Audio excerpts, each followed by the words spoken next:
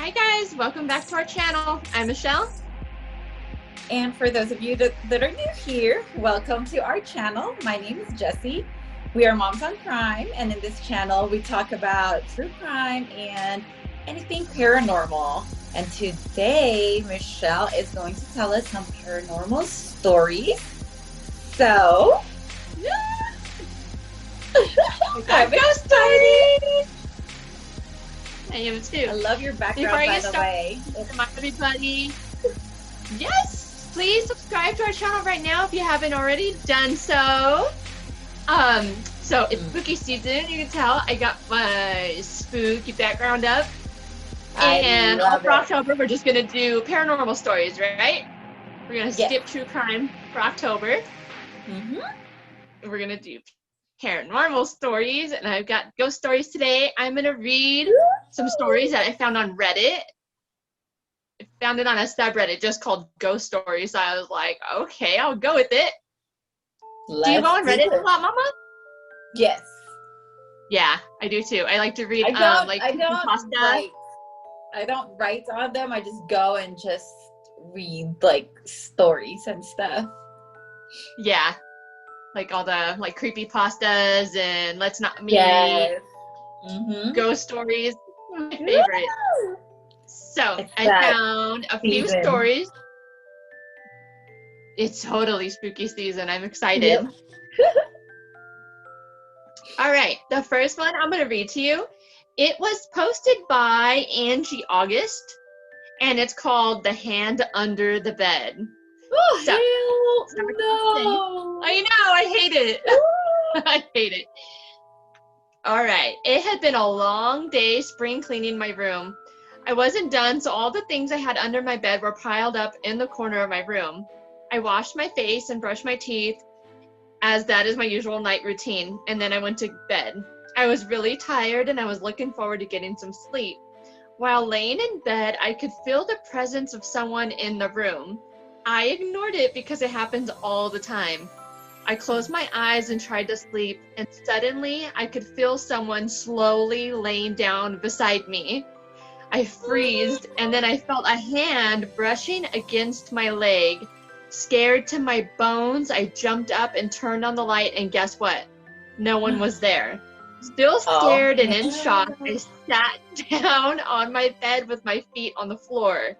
And just when I finally calmed down, someone grabbed my leg from under the bed and tried to pull me down under. I quickly pulled up my legs and crawled to the corner of my bed. Tears started to fall down my cheeks, and I took my phone and texted my brother and my mom. I cried until my brother came into the room, and I just knew one thing. I did not want to sleep in my room that night. And from now on, I always have a bunch of boxes and other stuff under my bed.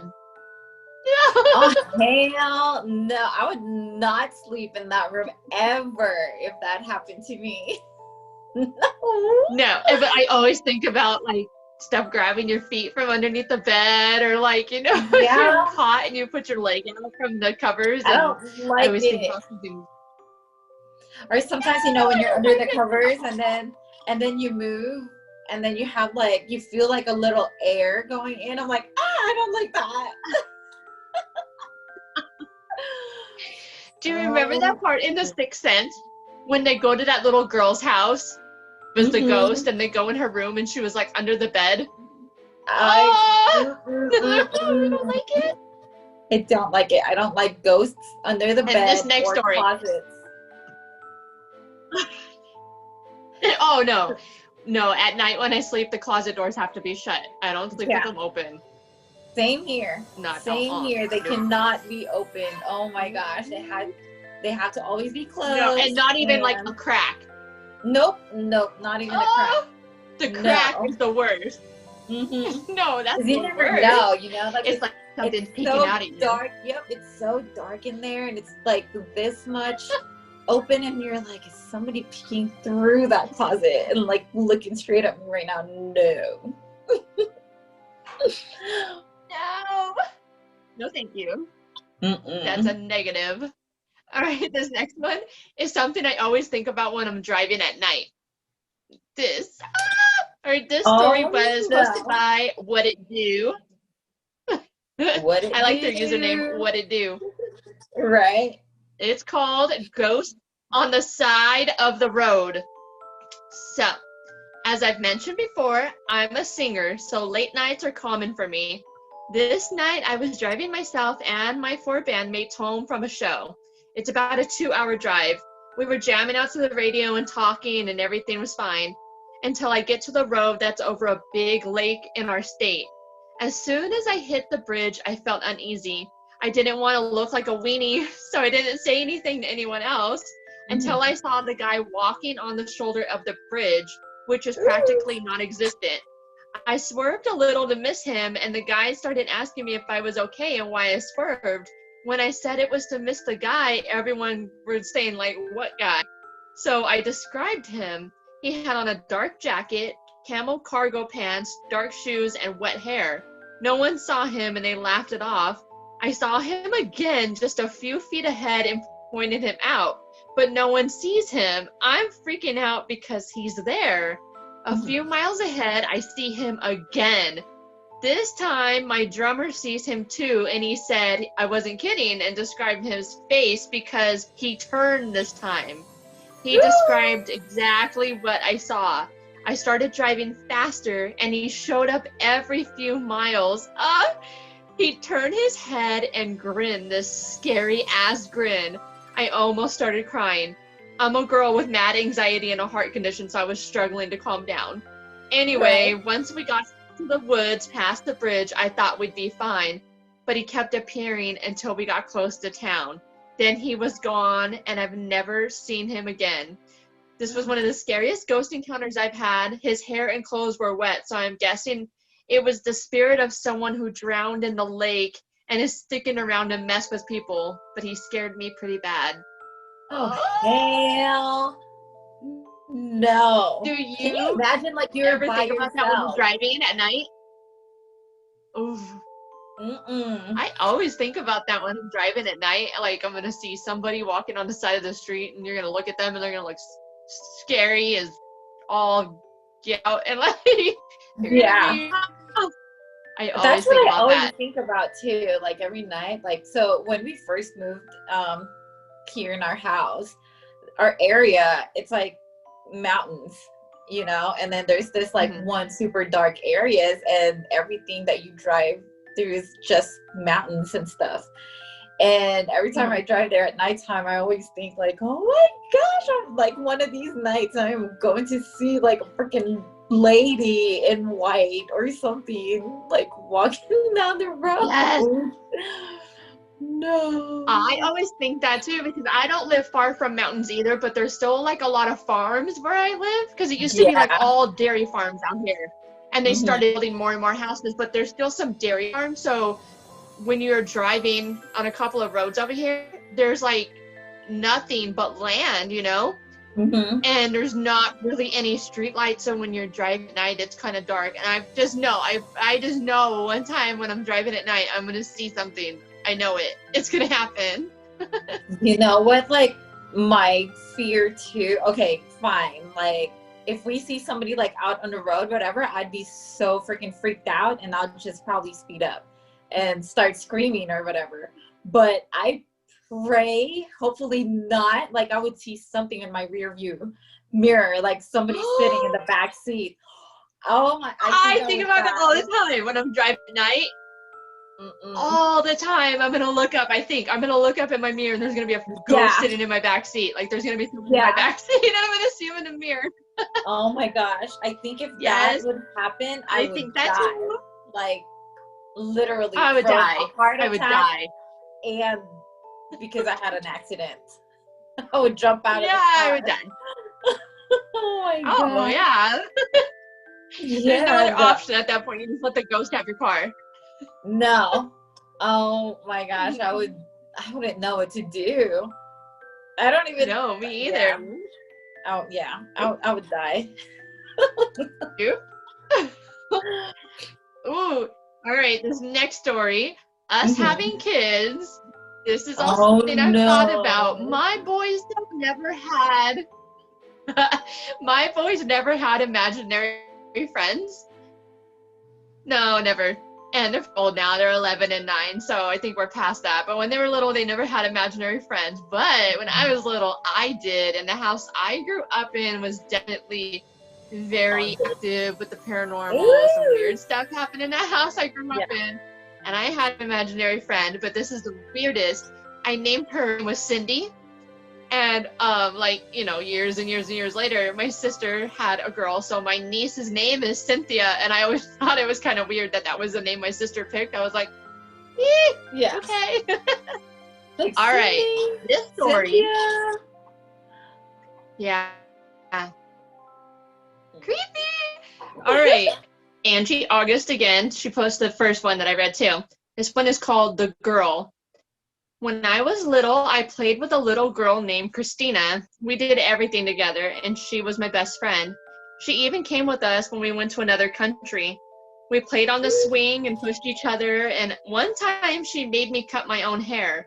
It wasn't just a little bit of hair that I cut off. It was almost everything, and I got in so much trouble. I also remember that one time she had on the most horrific pants. They were bright orange, and I've always hated bright orange. But most of the time she wore a dress.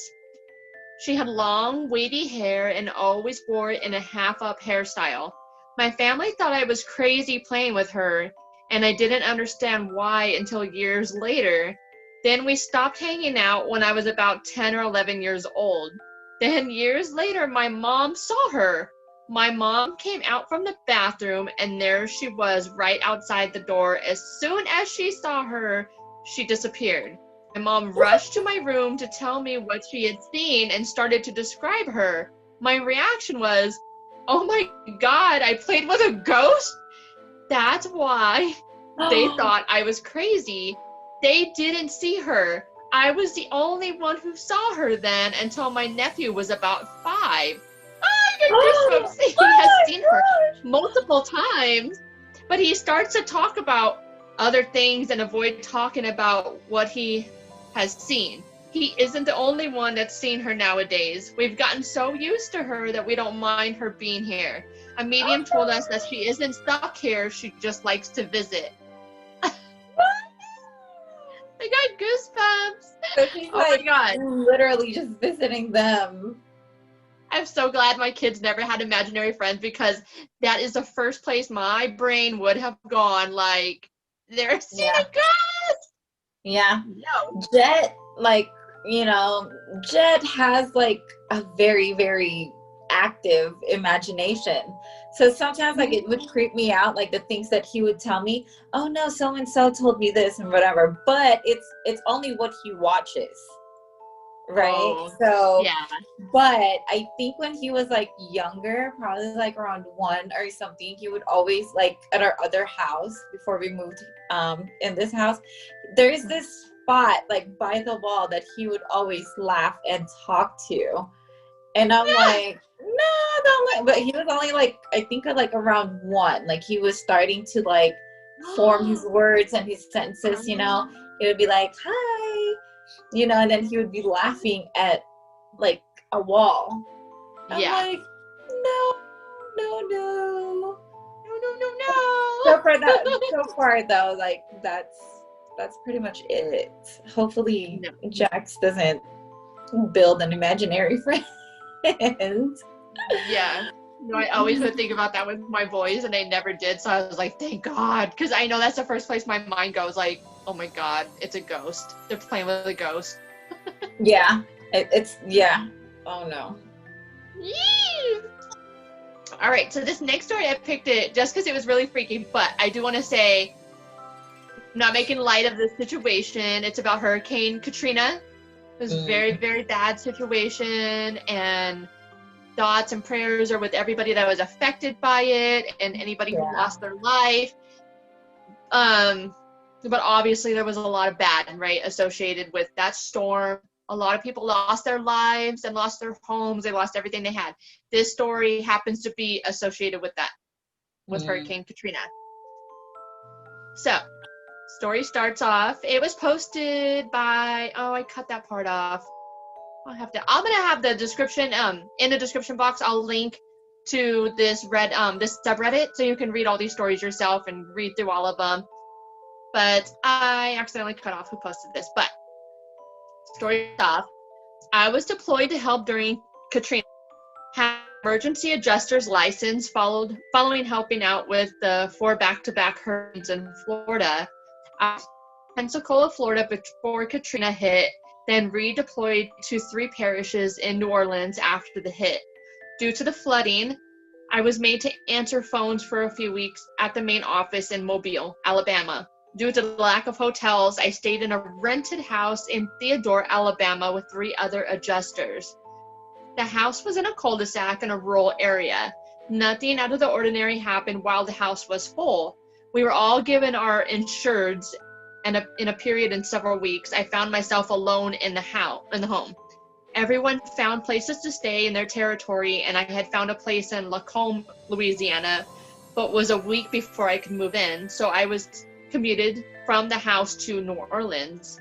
It was dark when I would leave in the morning and dark when I would get back. I would pass out from exhaustion, only to repeat the cycle of 14 to 16-hour days. I finally was going to have a few days off and needed to spend that time doing reports, uploading pictures, etc. I had been up doing these reports since I woke up and was still in bed, clothes on, working into the night. I had the TV on for background noise and for company. In between a show segment and going into a commercial in that dip to black, I saw a figure of someone crossing behind me. I quickly turned around and saw nothing. My adrenaline shot up and that fight or flight kicked in, and I immediately checked the house doors and windows. The house was empty and every square inch was checked. I was alone and all the doors and windows were locked.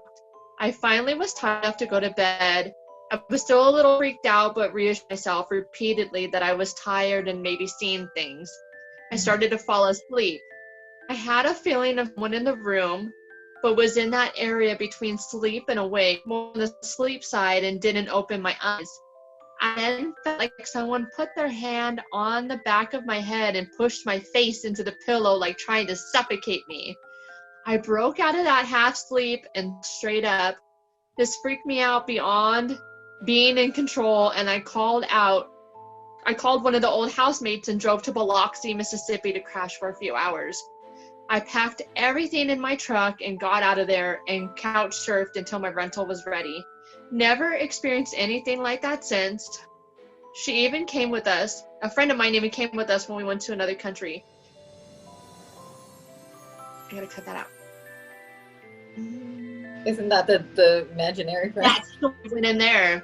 Oh, how the heck? But no, I didn't even click nothing. Oh my god. Okay, it just stopped at that. Never experienced anything like that in my life. So we'll just pick up from there. Mm-hmm. I never experienced anything like in my life. Dude, I would freak out if it felt like something was trying to suffocate me. Yes. But seeing the reflection in the tea though, seeing it pass by. Nope. Yeah. It's one thing to see it, or feel it. It's another to freaking feel it trying to kill you. Whoa. Oh yeah. Oh yeah. Oh, I would be too. I would never go. Nope. Never again. I wouldn't step foot in there. Oh no. Heck no. Mm-mm. I think that would mess me up for ever. Yeah, I would be scared to go to sleep for a long time. Yeah. Get that. All right. All right. The next one is pretty freaking scary too. It definitely has chick and white walking on the side of the road, scary vibes to it. It's called Cemetery Banshee or Pissed Off Ghost, and it was posted by BBG Friendrear. I can't say it. I don't know. This story takes place during summer break between my freshman and sophomore year of high school.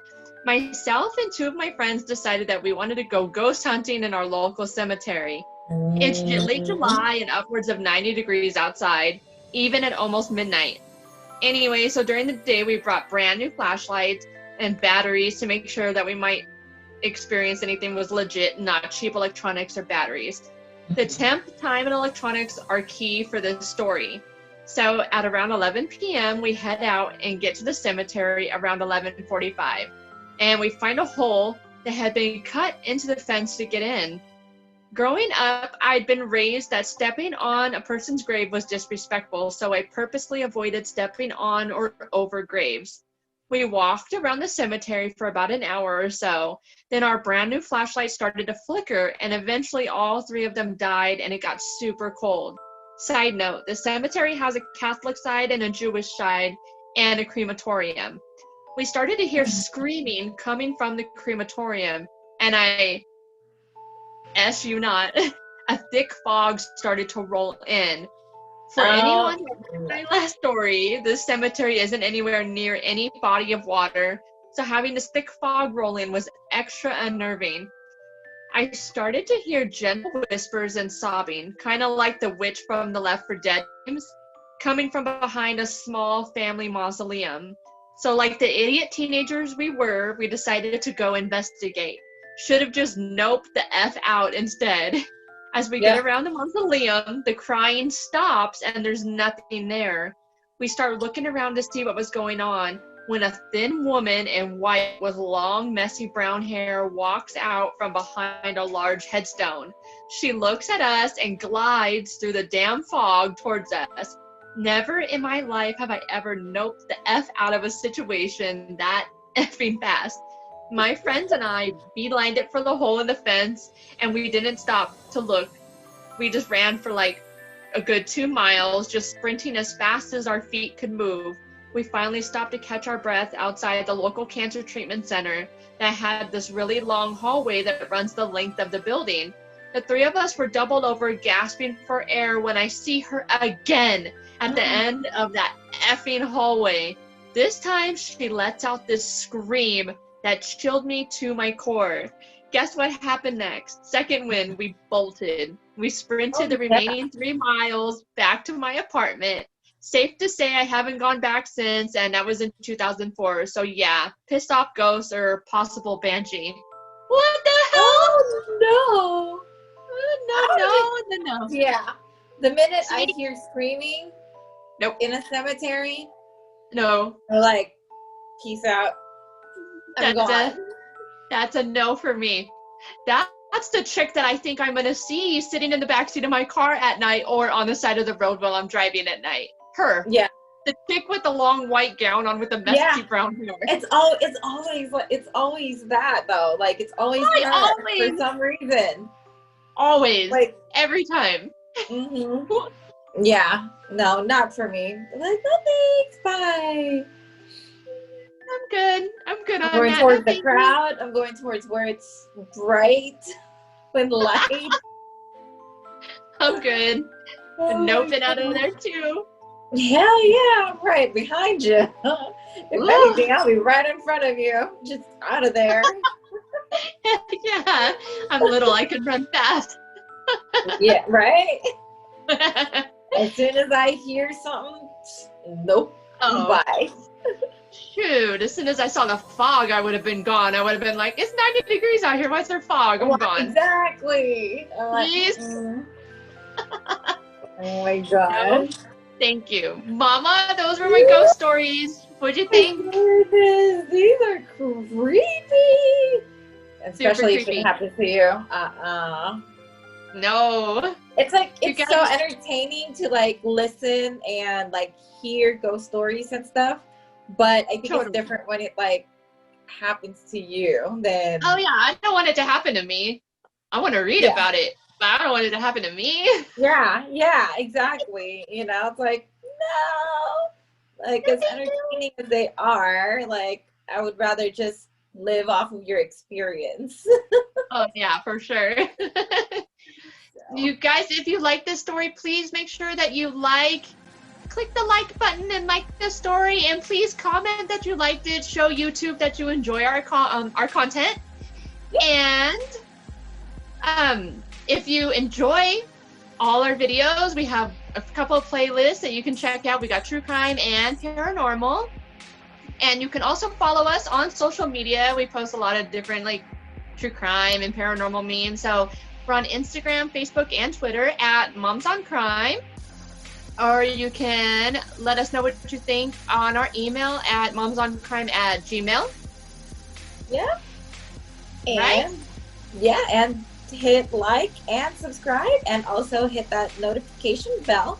That way, every time we upload, you guys will get notified.